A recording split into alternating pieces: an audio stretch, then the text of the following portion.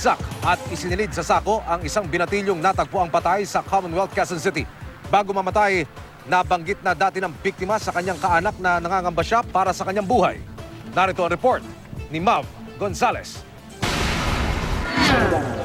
Humihingi ng tulong ang pamilya ng binatilyong pinatay at isinilid sa sako sa Manggahan, Commonwealth, Quezon City noong Sabado. May mga saksak sa dibdib ang 16 anyos na biktimang si Michael Jason Diaz Jr. ng matagpuan. Kung sino man ang nakakita sa anak ko sa pagkamatay niya, sa ginawa sa kanya, tumulong naman po kayo para pa magkaroon siya ng hustisya. Nadiskubre ng mga street sweeper ang sako na inakalang basura lang ang laman. Laking gulat nila nang makitang tao pala ang nakasilid at tadtad ng saksak sa dibdib. Yung street sweeper natin ang nakatuklas niyan. Nagwawalis kasi yung mga street sweeper natin ng madaling araw.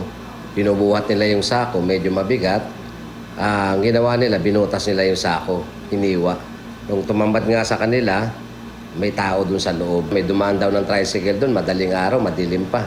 May ibinaba daw yung tricycle siyempre yung mga tao hindi rin naman masyadong naplakahan yung tricycle kasi hindi naman nila alam na ganun nga yung itinapon tao pala.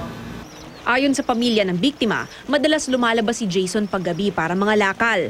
Kasi yung bata na yan, may talaga sa pera yan. Pinapauwi ko na yan sa gabi. Pero tinutuloy pa yun. Ayaw mo dito, lumalabas pa rin.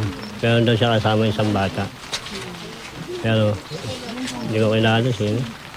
Pero bago mapatay, nagsabi na raw ang biktima na nangangamba siya sa buhay niya.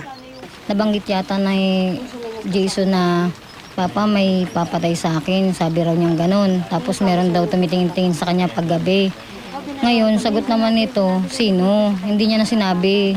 Tapos yung inaano niya talaga na kung sino yun. Kaya sabi ni Papa niya, kaya huwag ka nang lumabas ng gabi. Patuloy na inaalam ang motibo sa krimen para mahanap ang salarin. Mav Gonzales, GMA News.